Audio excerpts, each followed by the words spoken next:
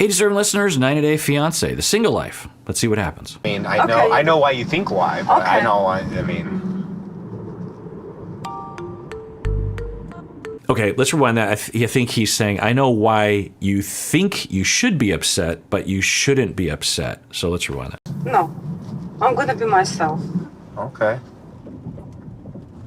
You seem a little irritated today. Because. Oh, because what? You know why. I don't, I mean, I know why you think why, but I know why, I mean... Okay, hard to say what he means by that, but I think what he's saying is, I think I know why you think you should be upset at me, but let's be honest, I don't think you have a reason to be upset with me. But I'm not sure what he's saying. Let's continue watching. I thought last night went great. We got really close, and I mean, sometimes I do think that she pushes me away intentionally, but I feel like it's more of a defense mechanism for her. It's great. That's not how I would phrase it. I don't think she pushes away intentionally. I think she gets triggered and terrified, overly triggered, overly terrified, and then as a way of protecting herself will push herself away and also him away.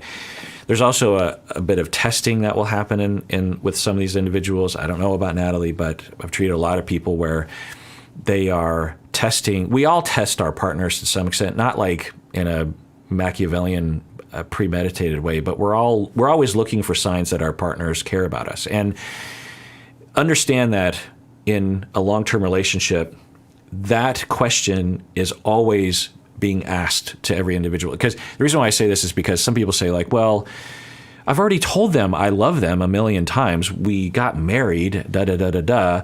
But, and those are all great things to show to your partner that you love them. But over time, there has to be periodic reminders, right? There have to be reminders that you are in fact in love with your partner, or that you are dedicated to them, or that you do see them in a positive light. Don't think that just because you complimented them a lot during one period, or you said you loved the other person a lot in one period, that will last them a lifetime. It's just not true at all, really. So anyway, we're often testing our relationships, wondering like, well, what's, I guess one way to think about like even just a friendship is you text your friend and be like, hey, let's hang out this weekend. There's usually an unconscious question mark there of like, am I still a priority in this person's life? Now, if the relationship is working well, that question won't be very pronounced and won't be very noticeable, right? But there's always that question because we're always concerned with that question, right? But if you have tremendous attachment injuries growing up and schemas that abandonment is around every corner, then you really want to know the answer to that question on a constant basis and thus will resort to testing often. And so one of the ways to test is to actually push away. It's the equivalent of, and sometimes it literally is this, think of Key and Peele with Megan, Megan, you forgot your coat.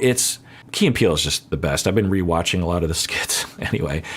So someone will, Megan, if you watch, just stop this video and watch the Megan Key and Peele. I can't remember his name. Do we ever know his name? Anyway, so the distancer will be distancing, but always looking over their shoulder of just like, are you going to follow me? Do you love me enough to actually follow me? Because if I'm walking away, it requires you to actually show that you actually want to be with me. Because if we're just sitting here together, I don't know if you're just sitting here because you want to be with me or you just happen to be sitting here. But if I reject you and move away, then we'll find out. Because if you follow me, then it's like, oh, you do want to be with me. You're willing to actually look past the fact that I'm even rejecting you right now. So I have at least a temporary answer to the question that you do in fact love me and you're dedicated to me and you care about me and that kind of thing. But of course, if you're Keegan-Michael Key in this situation and you're pursuing Megan, it just eventually you give up. You're just like, I can't do this anymore. And plus, there are much more functional ways of getting an answer to that question, which I work on with a lot of couples. So anyway, we're hearing from Josh that he believes that she purposely pushes him away, which I'm guessing has to do with what I was saying earlier. Not necessarily the distancing in a manipulative way, but also the triggering that she goes through in an involuntary way. But he's already detecting it. They've been on 2.5 dates, and he already sees that. But my 2 thumbs up is that he conceptualizes it as her having some insecurities. And so he, I think, is setting out to try to help her with that, to ease her mind so that she doesn't have to do that anymore, which is, of course, the approach. Maybe that's something from her past, but I don't play that way. Okay, well, that's understandable, but doesn't bode well for Natalie. He's saying, well, maybe it's something from her past, but I don't play that way. So is that saying, like, I'm not going to play these games, which, again, is totally understandable. But given that Natalie, I don't think is in recovery at all, the only way this is going to work is that if he actually does play those games. But I feel like it's more of a defense mechanism for her. Maybe that's something from her past, but I don't play that way. You seem so aggressive today. And? Are you trying to get in a fight or something, or what? Are you trying to wrestle around? Yeah. Then he uses the word aggressive, because it feels, it doesn't look that way from the outside to me, but I guarantee if I were in his shoes, it would feel that way. It just feels like this active hostility, anger, judgment, just vitriol towards you, a quiet, silent rage that the other person has towards you. They're just pissed off at you. And you're just like, what is going on? Why are you, what? Now, of course, with my clients, I understand and I don't have question marks around that. But in one's personal life, you're just thinking, because, anyway, point is that he's detecting that and he's saying it's aggressive. Now, she's smiling, but it's just she gets locked in, and then I think it's because she was trying to signal by being hostile, which isn't a good way to signal that you're hurt and that you want attachment. He wasn't going to play that game, so earlier he said, well, I think I know why you think you should be upset with me, but that doesn't make any sense. That shut her down even more. I understand where he's coming from, but given her sensitivities, she put up the clamshell even more, was hurt even more, became more hostile and angry. Now he's doing a pretty good job. He's paying it because he could do a Mike right now, and maybe that's why it worked with Mike, because Mike would just shut down. And so maybe that's how they lasted. In fact, that is a configuration that often will last. It will have its massive problems like Mike and Natalie did, but when you have a very avoidant person, someone who either doesn't really notice what's going around them because they shut down when they were earlier, they had to, and or if they do notice, they don't really feel like it's their job to fix it, or they just have an approach of just like, look, figure it out for yourself. And so for Mike, he wouldn't even be asking these questions. He'd just be like, well, what are you going to do? And then he would just continue to drive through the forest. So whereas for him, he's like, what's going on? Why are you angry? It doesn't make any sense, which I think is going to accelerate the breakup of these two. But who knows? Maybe they're still together now. No, I won't understand just how to feel. I don't understand how to feel, and it confuses me. Okay, maybe this will help. So she's, I think, saying, she's having the battle in her mind, and she has the hostile urges and that she's very familiar with probably. She's probably been in this state millions of times in her life, and she knows well enough to know that it's not always rational. And so she, I think, is looking at herself like, wait, what's going on? What am I upset about? And he's being nice, and if I explode, then it'll end, and I don't want that to happen. So am I valid? What's going on? So she's saying, I don't know how to feel. I'm confused. So just imagine that, right? That because of your relational traumas, you're in a very normal dating situation, an extremely normal dating situation. And you just have this massive battle going on inside of you because you have no ability to sift through any of it. You don't have any guidance. You don't have any therapy. You don't have any help.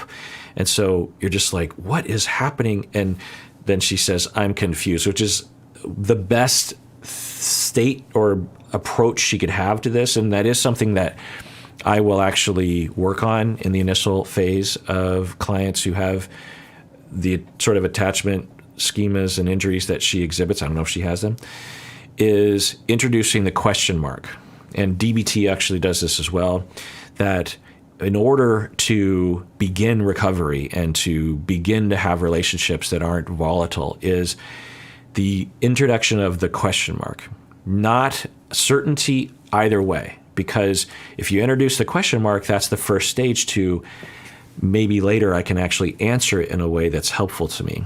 So we could consider maybe 3 phases. In the beginning, the person is completely convinced by their feeling reactivity. They are completely undifferentiated. They're completely fused. They have no ability to look at their feelings and go like, is this rational or not? All of us have this issue, by the way. We all have differentiation and undifferentiated moments. Anyway, so for people with severe attachment injuries and the schemas that are commensurate with that, when something happens that feels threatening, that feels hurtful, it is hurtful, it is threatening, even though it might not be, right? The second phase, so the third phase, what we're trying to get to is true differentiation or optimal differentiation, where the person feels threat, feels hurt, and they're able to go, wait, let's sit down. Let me think about this. Is this rational? Something can be triggered in me? What actually happened? What do I do about it? That kind of thing. Maybe I was hurt. Maybe it is a threat. And if it is, then I'll do this. But if I'm overreacting, then maybe okay. So that's stage 3. The middle phase is I don't know if my feelings are rational or not, and I don't know if I can even answer that question yet, given my phase of recovery. So that phase, that second phase, is not ideal, obviously, but it's much better than the first phase, which is to be completely convinced that your feeling reactivity is 100% rational, right? So the second phase is a question mark. It's like, maybe I don't always know how to evaluate my feelings. Maybe some of my feelings are irrational. Maybe some of my feelings are totally rational and understandable and valid. At this phase, I don't know how to differentiate between those two. I will eventually with some practice, but the only way I can get from one, so often people want to go from phase 1 to phase 3, and some therapists will actually try to get people to go from phase 1 to phase 3. That's too fast. Because in order to go to phase 3, a part of phase 3 is the question mark, right? Is the ability to say, are my feelings rational? And then the ability to actually answer that question is in phase 3 as well. But you need the question mark first. And what can happen in phase 2 is a mitigation of hostility and anger and pushing people away. Because if you have a question mark and you're like, I don't know, maybe I do have reasons to be hurt, but maybe I don't. I don't even know how to answer that question. So you know what? I'm just going to chill for a bit. I'll wait and see. And so just that state of not knowing and not taking action can create relationships where things actually do work out. Because if she were to do phase 1 right now, she would push him away, or she would run away from him, and it would explode, and it'd be just yet another example of men being horrible to her. If she were in phase 2 and she were just to say, you know what, I'm confused. And so, sorry, I'm having a moment, I'm confused.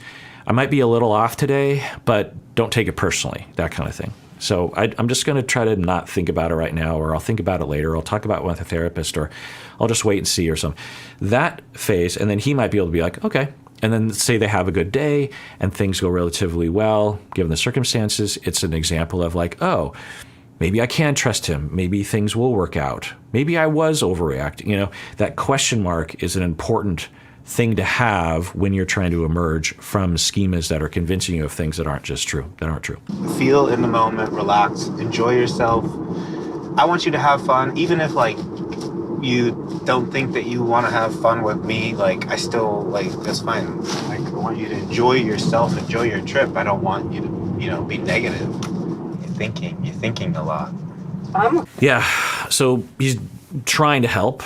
His advice isn't terrible, but I don't know how well it's going to go over. So one piece of advice is, okay, I'm kind of getting the impression that you're done with me. I don't think that's what's happening, honestly, but I could see how it would feel that way to him.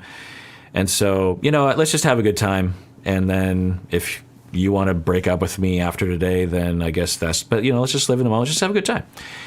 And then the other thing he says here is, I think you think too much. Yeah. So this is a perspective that people will often have. It's true, but it implies somehow that the Natalies of the world can just stop thinking.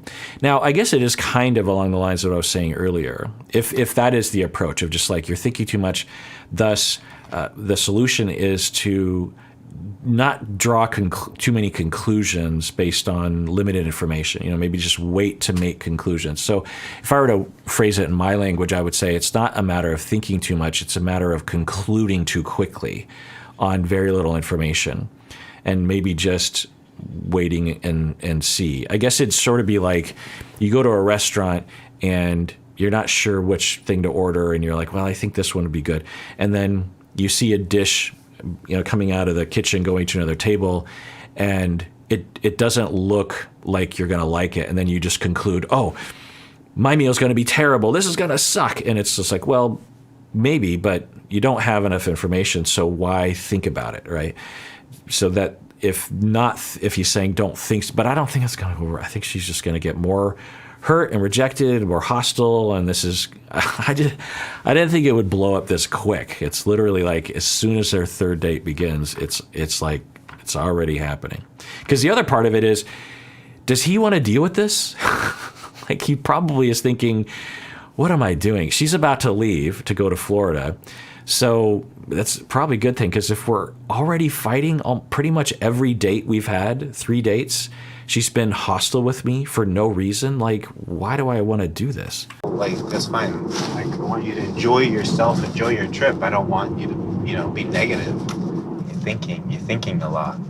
I'm okay. Does it bother you that you met a woman who finally sings?